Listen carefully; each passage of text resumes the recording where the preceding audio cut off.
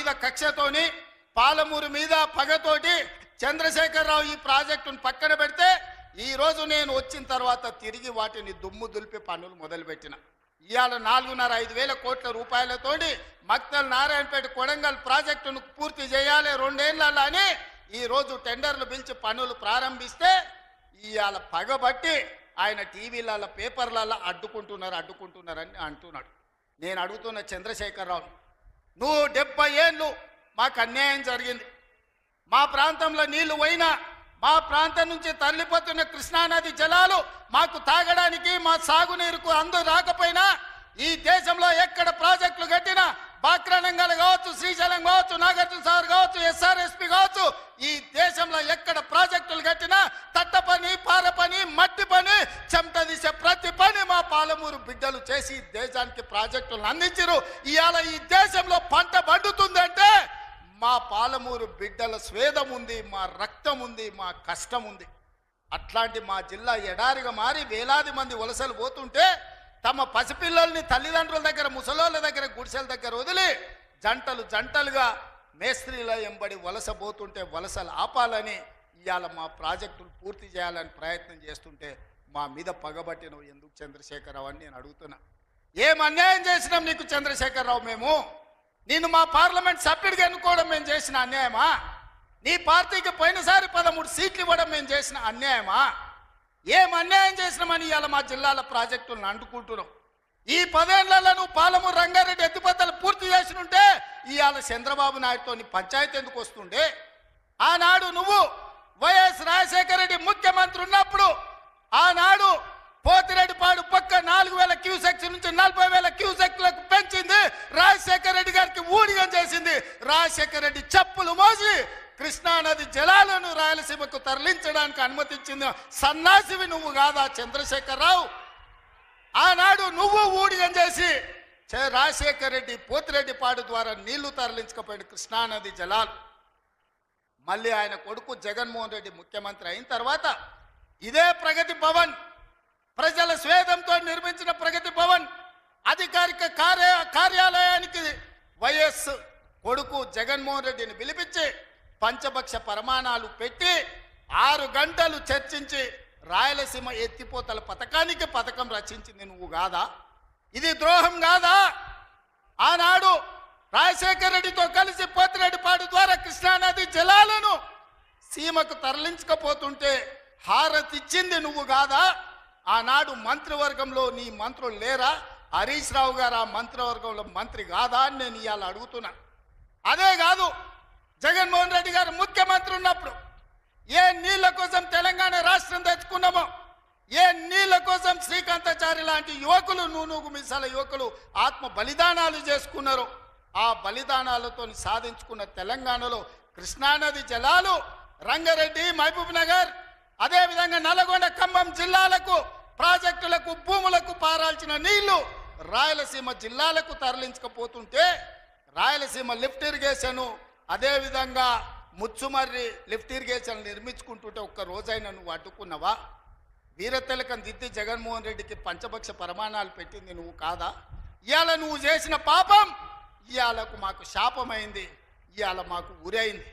ఇవాళ తొందరలోనే Rayalaseema lift irrigation పూర్తి అయితే రోజుకు 10 టీఎంసీలు అంటే ఒక్క నెల రోజులు మనం కళ్ళు మూసుకుంటే 300 టీఎంసీలు శ్రీశైలం మొత్తం తరలించకపోవడానికి, మలుపుకపోవడానికి ఇవాళ పునాదులు వేస్తే ఆంధ్రప్రదేశ్ ప్రభుత్వం వీర తిలకం దిద్ది కాంట్రాక్టర్ దగ్గర కమిషన్ల కోసం కక్కుర్తిపడ్డది నువ్వు కాదా చంద్రశేఖరరావు? ఆనాడు సాగునీటి పారుదల శాఖ మంత్రి హరీష్ రావు కాదా అని నేను అడుగుతున్నా. 5 ఏళ్ళు హరీష్ రావు సాగునీటి పారుదల శాఖ మంత్రి, 5 ఏళ్ళు చంద్రశేఖరరావు గారు సాగునీటి పారుదల శాఖ మంత్రి. మరి నేను ఇవాళ అడుగుతున్నా, పాలమూరు అక్కడనే ఉంది, కల్వకుర్తి అక్కడనే ఉంది, భీమా ఎండిపోయింది, కోయిల్ సాగర్ ఆరిపోయింది, ఈ రోజు ఆర్డీఎస్ అట్లనే ఉండిపోయింది. మా ప్రాజెక్టులు ఎందుకు పూర్తి చేయలే? మా పాలమూరు కష్టాలు ఎందుకు తీరవలేదని నేను అడుగుతున్నా. ఈ నీళ్లు మాకు నాగరికతను ఎందుకు తేలే? ఈ నీళ్లు మాకు పసిడి పంటలు ఎందుకు తీయలే? ఈ నీళ్లు మాకెందుకు కన్నీళ్లు మిగిలిచ్చినాయని నేను అడుగుతున్నా.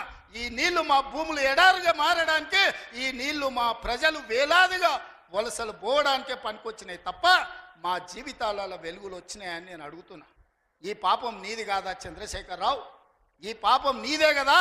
10 ఏళ్ళు వచ్చిన తెలంగాణ రాష్ట్రంలో 2 లక్షల కోట్ల రూపాయలు సాగునీటి ప్రాజెక్టుల కోసం ఖర్చు పెట్టినావు కదా. 1,00,000 కోట్లు కాళేశ్వరం కట్టినావు. 1,00,000 కోట్లల్లా 1,000 కోట్లు మింగినావు. కట్టిన కాళేశ్వరం కుప్పగూలిపోయింది. ఇంతకంటే దిక్కుమాలిన ప్రాజెక్ట్ ఇంకెక్కడైనా ఉంటుందా అని నేను చంద్రశేఖరరావుని అడుగుతున్నా. ఇవాళ మా ప్రాజెక్టులు పడావు పెట్టి మా నిధులు నీళ్ళేమో రాయలసీమ తరలించకపోయింది, నిధులేమో నువ్వు తరలించకపోయినావు. పదవులేమో నీ ఇంట్లోకి వచ్చినాయి, పాపాలేమో మాకు వచ్చినాయి. ఇవాళ ఈ పాపాలు ఈ కష్టాలు ఎంతకాలం మేము ఎదుర్కోవాలని నేను అడుగుతున్నా. అందుకే మిత్రులారా, ఇవాళ మన మీద పగబట్టిండు. 10 ఏళ్ళు ముఖ్యమంత్రి ఉన్నాయన, మన పరిపాలన బాగలేదంటుడు. నేను అడుగుతున్న ఇక్కడికి వచ్చిన సోదరుని, తెలంగాణ ప్రజల్ని, 10 ఏళ్ళు కేసీఆర్ ముఖ్యమంత్రి ఉన్నాడు, 12 ఏళ్ళు నరేంద్ర మోడీ ప్రధానమంత్రి ఉన్నాడు. ఇవాళ చర్చకు సిద్ధమా? కిషన్ రెడ్డి గారు మీ పార్టీ ప్రెసిడెంట్గా నువ్వురా, కేంద్ర మంత్రిగా నువ్వురా, చంద్రశేఖరరావు గారు ప్రతిపక్ష నాయకుడిగా నీ పార్టీ ప్రెసిడెంట్గా నువ్వురా, కాంగ్రెస్ పార్టీ నుంచి ముఖ్యమంత్రిగా నేను వస్తా. 12 ఏళ్ళు మోడీ పరిపాలన మీద, 10 ఏళ్ళు చంద్రశేఖరరావు పరిపాలన మీద, 12 నెలల మా పరిపాలన మీద, ప్రజా పరిపాలన మీద చర్చ చేయడానికి నేను సిద్ధంగా ఉన్నా. చర్చలో ఓడితే ముక్కు నేలకు రాస్తా అని చెప్పి నేను ఈ సందర్భంగా సవాలు విసురుతున్నా. ఇవాళ నేను అడుగుతున్నా, మాకు అవకాశం వచ్చింది, మా జిల్లాకు అవకాశం వచ్చింది. మేము ఎవరినో అడుక్కోవడం, ఎవరి ముందల్లో చేయి దాచడం కాదు. ఇవాళ మా పాలమూరు జిల్లాకే ఒక అవకాశం వచ్చింది. మా ప్రాజెక్టులు మేము పూర్తి చేసుకోవద్దా? మా మక్తల్ నారాయణపేట కొడంగల్ ఎత్తిపోతల పథకాన్ని మేము కట్టుకోవద్దా? మా పాలమూరు రంగారెడ్డి పూర్తి చేసుకోవద్దా? మా కల్వకుర్తి పూర్తి చేసుకోవద్దా? మా బీబా పూర్తి చేసుకోవద్దా? మా నెట్టంపాడు పూర్తి చేసుకోవద్దా? మా కోయిల్ సాగర్ పూర్తి చేసుకోవద్దా? మా జూరాల పూర్తి చేసుకోవద్దా? మా తుమ్మిళ్ళ ప్రాజెక్టు పూర్తి చేసుకోవద్దా? మా ప్రాంతం అభివృద్ధి చెందొద్దా అని చంద్రశేఖరరావుని అడుగుతున్నా.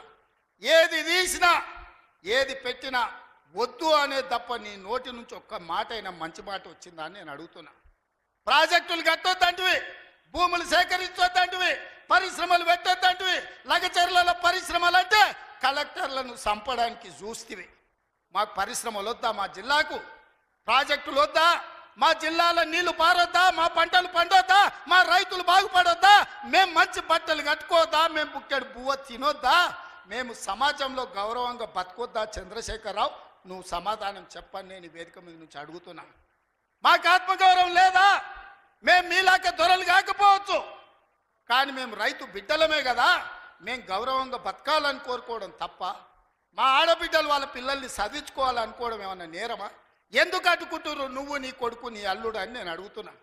12 నెలలు కానీ ప్రభుత్వం అప్పుడే దిగిపోవాలంటున్నాడు. 10 ఏళ్ళలో నువ్వు చెయ్యని పనులు మేము చేసినాం కదా. ఏం బాగలేదు పాలన. ఆయన కొడితే గట్టి కొడతాడంట. ఆయన కొడితే ఎంత గట్టి కొడతాడంట అంటే ఇక అది చెప్పనలవి కాదంట. నేను అడగదలుచుకున్న మా సోదరుని, అయ్యా ఆయన గట్టి కొట్టడానికి ఫుల్లా ఆఫా? ఏంది గట్టి కొట్టడానికి? ఏం కొడతాడు ఆయన? కొడితే గిడితే ఓ ఫుల్లు ఓ ఆఫ్ గట్టి కొట్టగలడు. అంత మించి గట్టి కొట్టేది ఏందుంది? 10 ఏళ్ళు నువ్వు గట్టి కొట్టేటోని ఆయన ఉంటే, నిజంగానే నువ్వు గట్టి కొట్టాలంటే డ్రగ్స్ పార్టీలు ఫామ్ హౌస్లలో చేస్తున్న నీ కొడుకును వంగబెట్టి గట్టి కొట్టు, వానికి బుద్ధి వస్తుంది. ఢిల్లీలో లిక్కర్ దందాలు చేసి తెలంగాణ గౌరవాన్ని తీసిన నీ బిడ్డను దౌడ మీద అంగబెట్టి గట్టి కొట్టు. తెలంగాణ పరువు తీసినందుకు గట్టి కొడితే వస్తుంది.